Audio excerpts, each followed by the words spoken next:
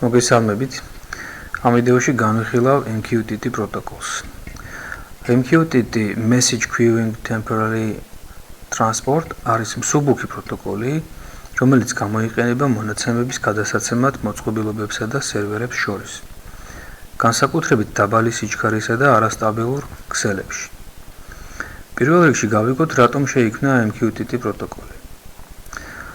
1999 წლამდე ნავთობისა და გაზის ინდუსტრიას დიდი პრობლემა ჰქონდა მონაცემთა გაცვლაში.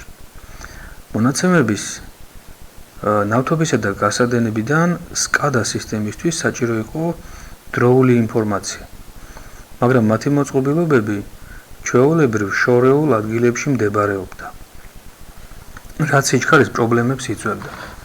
ხშირ შემთხვევაში პასუხები ძალიან ნელა მიდიოდა.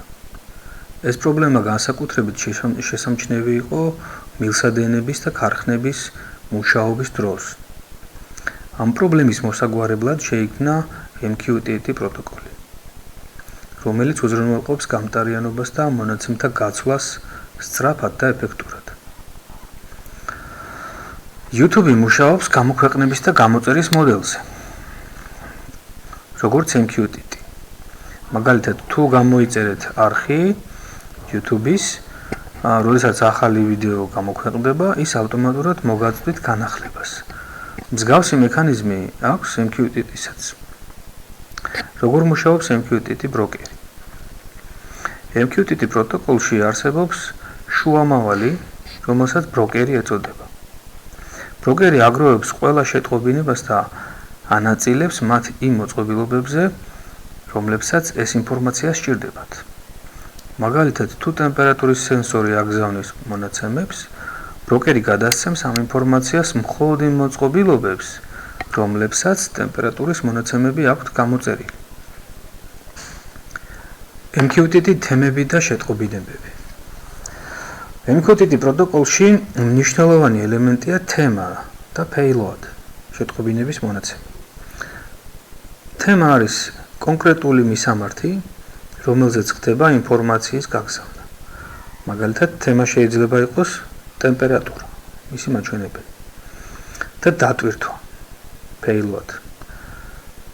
დატვირთვა შეიძლება იყოს 32 გრადუსი.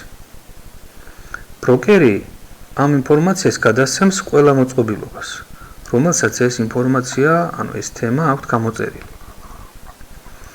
როგორ მუშაობს MQTT შეტყობინებების გადაცემა? მოდით განვიხილოთ ნავთობისა და გაზის ქარხნის მაგალითი. თუ ქარხნის ტემპერატურის სენსორი აგზავნის მონაცემებს MQTT ბროკერთან, ეს მონაცემები კონკრეტული კლიენტების მიერაც მიიღება. მაგალითად, თუ ერთი კლიენტი ტემპერატურას აკონტროლებს თავის აპლიკაციაში, მას ეს ინფორმაცია მიეწოდება ავტომატურად. როგორც კი ბროკერი მიიღებს ტემპერატურის ცვლილების ინფორმაციას. MQTT-ის გამოყენების სარგებელი. MQTT-ის პროტოკოლის მეშვეობით შესაძლებელია მილიონობით მოწყობილობის ინფორმაციის გაცვლა სწრაფად და ეფექტურად. ეს პროტოკოლი მსუბუქი და მარტივი გამოსაყენებელია, რაც მას იდეალურს ხდის IoT-სა და SCADA სისტემებისათვის. მადლობა ყურადღებისთვის.